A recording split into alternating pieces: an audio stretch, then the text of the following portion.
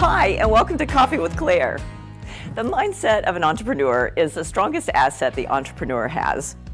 It's his imagination that dreams up the dream, it's his strategic thinking and planning that allows the plan to unfold, and it's his determination and willpower that gets him through the uncharted waters.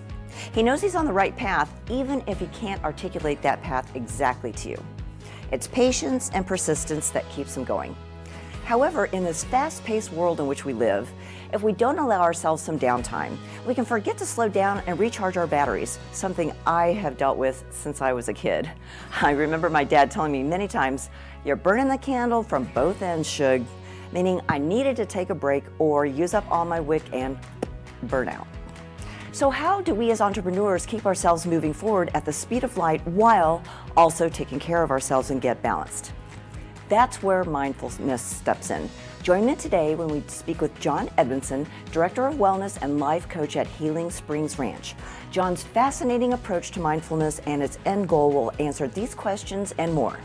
Stay tuned. Hi, and welcome to Coffee with Claire. I'm Claire Billingsley, the host, and I am so excited to have our guest, John Edmonson, here. John, thank you for being here today. Thanks for having me, Claire. Of course. So John is the Director of Wellness and Life Coach at Healing Springs. And before we dive into Healing Springs, did you like that little pun? Yeah. Let's let our viewers and listeners learn a little bit about you. So you're a bilingual therapist. See? Nice. A licensed counselor, as well as a certified K through 12 teacher and school counselor. So I'm sensing a theme of a helper. A little bit of a helper in there. Un poquito. Un poquito, yeah. So when did you first realize that you had this passion for helping people? So, a lot of it, Claire, was my own journey and growth. I was definitely the kid who had a lot of trouble growing up. I was always being sent to the office. I had difficulty reading and writing. I had difficulty learning. My stress, anxiety was always way up to here. When I went to college, it was the same thing. I could barely sit in the classroom without having a panic attack. Really? Yeah. Wow. So people see me now and they're like, "You're like the Zen guy. You're so chill. You're so calm. It's just some breathing with John." But it's easy for you to say, John. But I tell that story because I want to give that vision of hope for a lot of people out there that I've been where you're at. And so what I did was I started to integrate the ideas of mindfulness. I minored in psychology, so I was studying psychology, and a lot of motivational material, and to kind of create my own personal program of healing, of growth, of inner peace. Mm-hmm. When I did that, I noticed it was progressive, like, can I just sit still for 1 minute, 2 minutes, 3 minutes, and was able to begin to meditate for almost 20 minutes. Wow. Then I'm sitting in a classroom, and I'm like, okay, I'll just sit here for 5 minutes and not have a panic attack. Then it's 10 minutes and 20 minutes and 30 minutes. And after a while, I go from having trouble to excelling, graduating cum laude with honors. Wow, good for you. Thank you. And doing it in a way that was character building, like helped me change as a human being as well. So then I wanted to bring that to others. Like, I was so grateful for that experience and that knowledge. I wanted to teach it. So I became a high school teacher.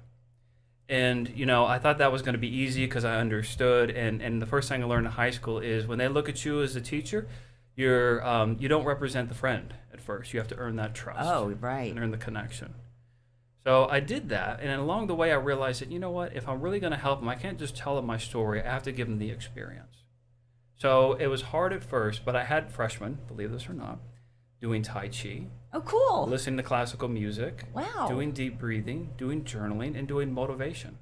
What subject did you teach? It was the Spanish. Oh, okay. Okay. And so we integrated all that in. That is so cool. Yeah. And so basically we integrate all that into class, and it takes a little bit of a sales approach. Oh, sure. And teach about the neurobiology behind it to get the administration to buy in. But we went from, this is a rough school I started at teaching, with kids being sent to the office consistently, grades being low, that by the end of the year and the following years, grades are going up, behavior is improving, without me having to write people up. And it was like magic. Wow. Yeah. But then I noticed something. That's awesome. In the process, although it was wonderful and awesome, there was a certain group of kids that they would still, like when they would do the breathing, when they would do the relaxation, they would start to cry. Oh. Yeah, or they would have panic attacks. And what's going on here? And that's an important thing to talk about, because later on people are going to ask, well, John, what about if I do mindfulness, it doesn't work for me? Mm-hmm. The idea is that there's something going on. And that's what I learned with them. I'd have huddle ups with them afterwards. What's happening? And they'd say, well, family's going through divorce. I've gone through trauma. I've gone through these experiences. So I realized I had more to learn. So then I went back. I got the certification to be a school counselor, to be a psychotherapist, to do all that great stuff. And then, took it from the classroom into a community center, from a community center to preventative medicine, from there into residential treatment. And it's just like this long, exciting journey. Yeah. Yeah, and each one builds on the other to where here I am today, talking to you and helping other people. I love that lifelong learning process. Yeah. I have met people before that haven't embraced that at all, and it's like after they graduate from college, they're done. Ta-da! And I've helped them with the resume, and I'm like, well, you've left off all the other things that you've learned along the way, and they're like, was I supposed to take another class? It's like, well, you're not supposed to do anything. I just naturally thought you would because I do. So isn't everyone just like me? So anyways, you are in the practice of helping people. And you mentioned mindfulness, and it's a key focus in what you do. So can you help us understand what mindfulness is? Sure, yeah. And if I was going to do a show, it would be the Mindfulness Mythbusters. Ooh, I like that. Yeah, because so many people, they tell me this all the time. Like, I can't relax, John. I have a high stakes job. Or, I'm a paramedic, I'm a police officer, fireman. I can't be doing this mindfulness mumbo jumbo stuff, right? So mindfulness, the core of it is seeking the greatness within you. Like, bottom line, what is in you that you want to bring out? And so what you do is you use techniques in order to make that happen. So everyone knows the breathing and relaxation, and that's core, and that's super important. That gets you started. So we're teaching you how to land, how to calm down, how to center, so when other things come up, we can bring you back down. Then we're teaching you awareness, mindfulness itself, so you can see what's happening. So if you are an entrepreneur, right, and you're working with, you're in the middle of a negotiation, and it's high stakes, you think mindfulness doesn't make sense. It makes perfect sense, because you become aware, oh, my heart rate's going up, oh, my breathing is increasing, I'm looking nervous, that person's picking up on that. You want to be able to calm yourself down and center. So now mindfulness becomes tactical in a sense, and it's much more applicable to everyday life. But then the other piece is you have to continue that journey to seek within. If you just try to calm down, you're just aware, you'll notice at times, just like those kids I worked with, stuff's going to come up. And I don't care who you are. You can be the strongest man or woman, the most intelligent, the most professional. You're still human. Yeah. So doing that, making that connection to yourself and seeking the beauty within will empower you to be the best in whatever it is you're trying to achieve. Wow, and that's really, part of entrepreneur spirit, is that they really are striving to do something that no one's ever done before, and they're driven to be the best, and I mean, their minds never shut off. In fact, entrepreneurs, well, you're an entrepreneur, so you know this. It's like you have a dream, and it's so vivid that you can't wait to get up in the morning and implement it. Share it with the world. It's like, oh my God, I have this great idea. I can't wait to tell you about it. And so, but then it's like you're going in so many different directions. So, how do we find time to practice that mindfulness? I mean, it is great to get to the point where you can notice that you're starting to feel that, but it's like, there's only 24 hours in a day. Sure. And, I do need to sleep at some point. So am I practicing mindfulness when I sleep, or how do you do that? Do it? Yeah. Sure. Well, the first thing is setting the goal. So Okay. what is it you want to achieve? If you were an entrepreneur, I'm not asking you to meditate for 3 hours a day. I'm not even asking you to be totally calm. Keep not a good idea. Yeah, keep that passion, man. What a disservice that would be if you're like, hi, I'm an entrepreneur. Oh my God, nobody would know who I am. Right. You got to bring it out. You're just more aware. Yeah. But we need those little skills, those tricks sometimes to help us. I can show you a couple. Yeah, let's do that. Okay. So the first one is going to be changing the chemistry of the body. Okay. All right. So we're going to take our hand and put it on our heart. Okay. And solemnly pledge. No. I promise to do mindfulness every day. No. So what we do when our hand's on our heart, Dr. Christian Neff talks about this, is our brain interprets it as social touch. Oh. When we have social touch, our brain goes, oh, that's nice. It releases oxytocin. Oxytocin is literally that. It's the love hormone. Yeah. So like you have a large meal, after intimacy, having this connection, it all creates oxytocin. Why is that important? It counteracts cortisol. Now, cortisol isn't evil. Cortisol is a stress hormone. So when we need to get up in the morning, we want that healthy stress to get us moving. This is urgent. Too much of us, we stop. We've all had that. We can't think anymore. We're too tense, too edgy, we're shaking. Doing this balances out the chemistry. So now you can have the ability to be engaged, be aware, but you're a little bit more settled. So before you walk into that boardroom, or at the end of the day, you've had a long day, you've been crushing deals. Yeah. Sit in the car for a minute, do this, make that connection. I do feel better. It's interesting, right? It's really calm. Do you notice a difference? So another one is the breathing. You already started to do it. It's natural. So when we inhale, that's like the gas. That's the sympathetic nervous system ready to go. Okay. So, and you see it. You ready? Let's do this, right? Right. Yeah. Yeah, you feel it. Yeah. So when you exhale, that's the break. So like imagine like it's all over, you're done, you go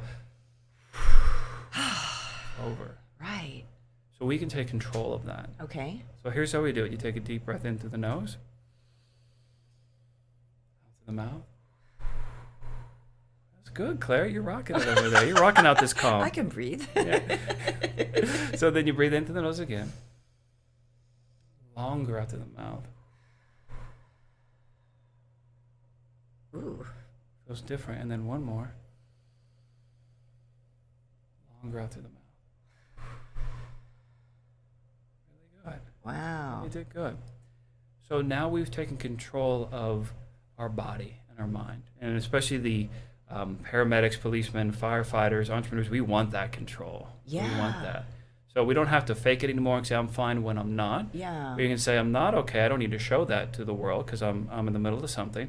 But I can calm myself down and then be ready to continue to move forward and be more productive at the same time.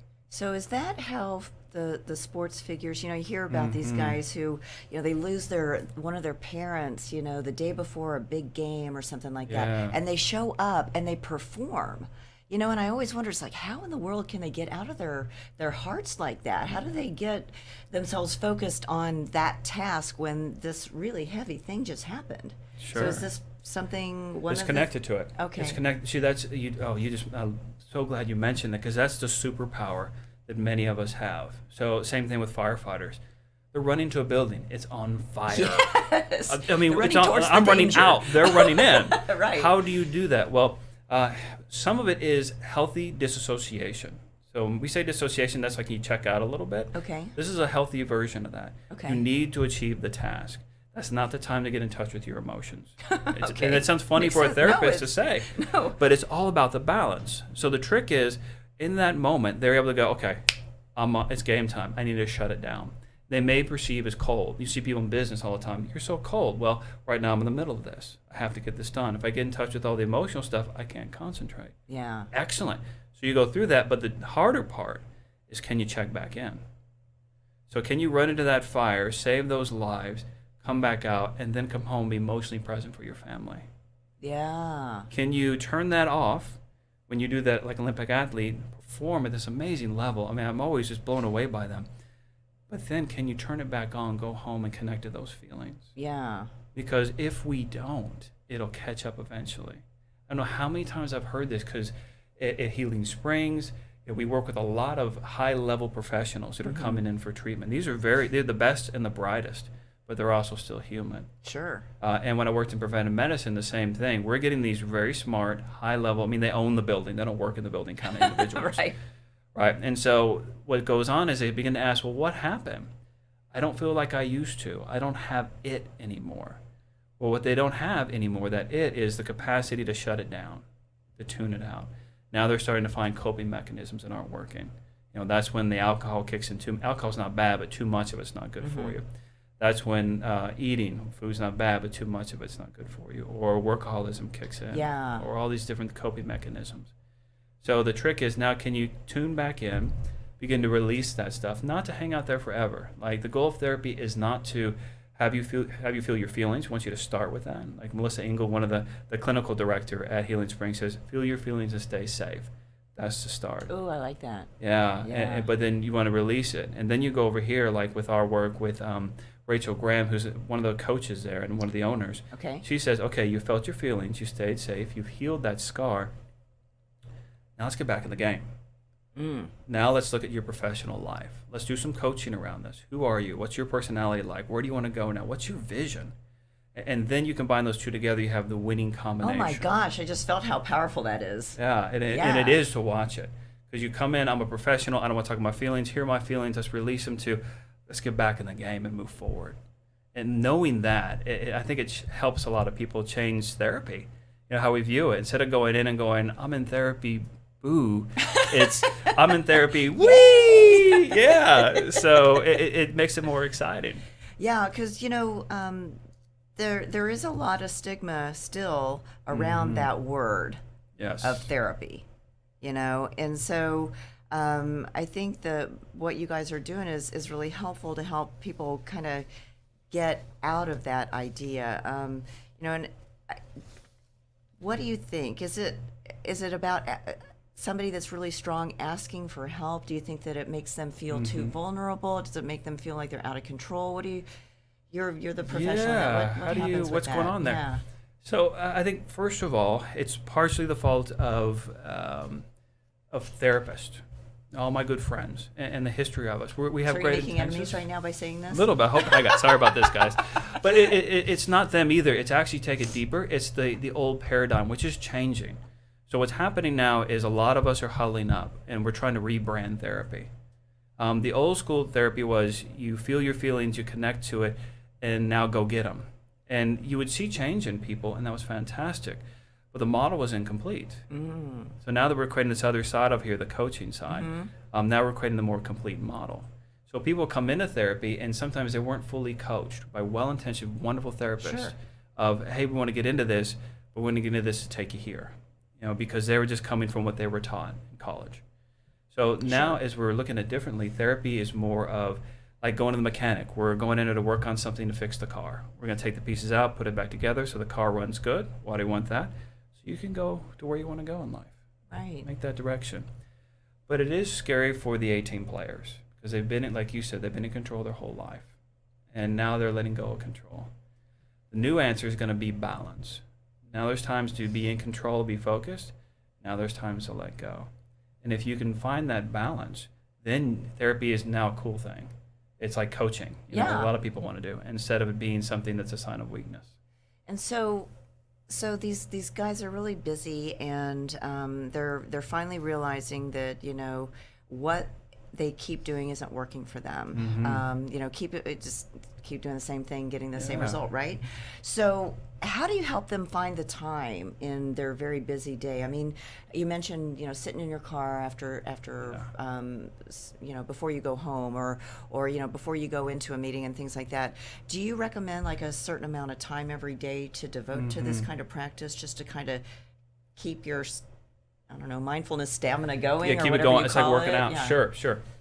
And time is an important thing because when we are younger, when we're in that entrepreneur mode, we exchange our health sometimes and time for money. Now we really push ourselves. Oh my gosh, you were so right. Yeah. But then when we're they older, get sick, right? Yeah, then we have to exchange money for health. Oh my God, and more you were time. so right. Yeah. Yeah, and we see it. And when I worked in preventative medicine, and I see people come in on the other end of that, we make that connection. So the first thing is a paradigm shift. First thing is, this is important. This is like investing in stock. This is like investing in your retirement. You're taking this time to build up the future you. This is part of your retirement plan. Oh my gosh, this is amazing. Yeah, so it's a different way to see it. So I would say carve out that time as if you were talking to your financial planner. Okay. Make it happen and just do it. No, it's not going to be forever, but give it that kind of importance. And then every day, find some way to connect to yourself. Breathe, to recenter, those tricks we did earlier at minimum. But then get some support to get that coaching that you're going to need.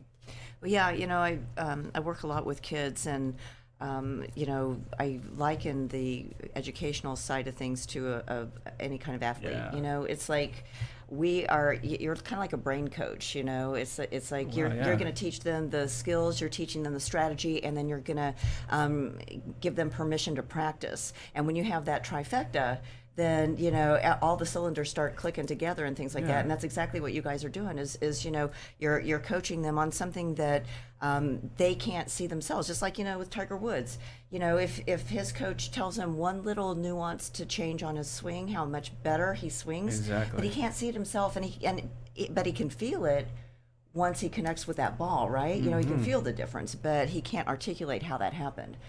So you guys are doing, That's a great point. Thank you. This is why Claire is awesome. Right.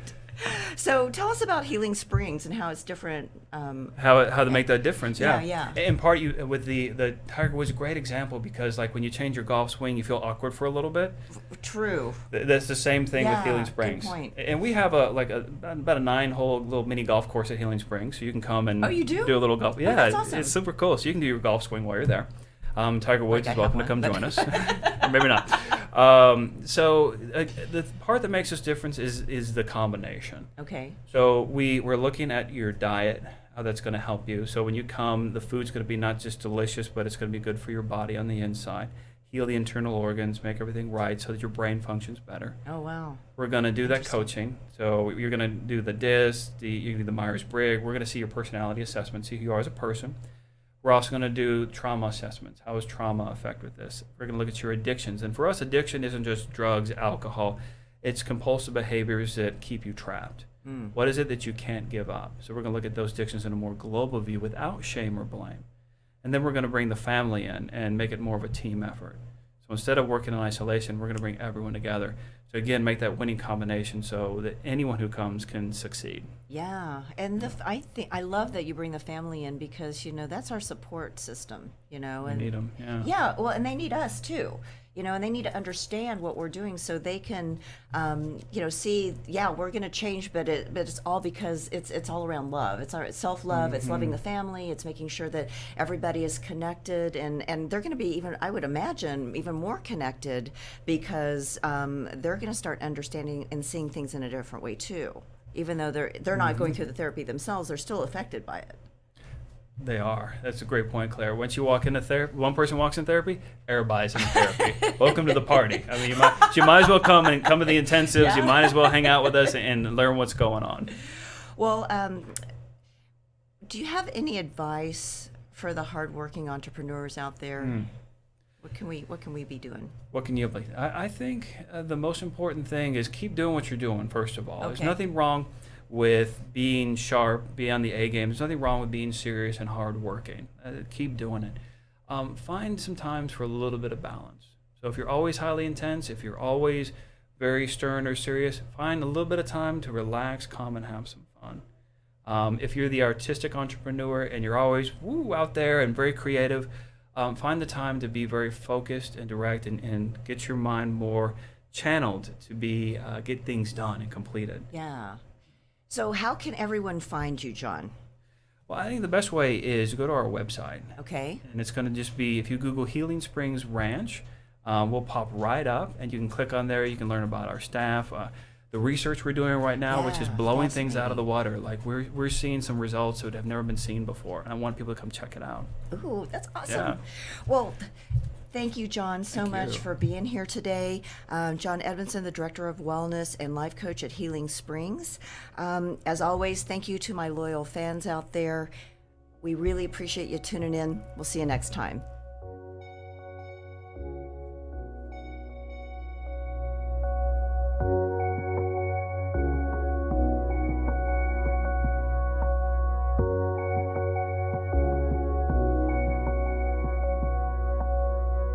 Thanks for tuning in to this week's episode of Coffee with Claire. To learn more about today's guests, visit their website or find them on Facebook. To learn more about me, Claire Billingsley, follow me on LinkedIn or visit my website at coffeewithclaire.tv. And to hear more episodes of Coffee with Claire, subscribe, rate, and review the show on your favorite podcast and social media platforms.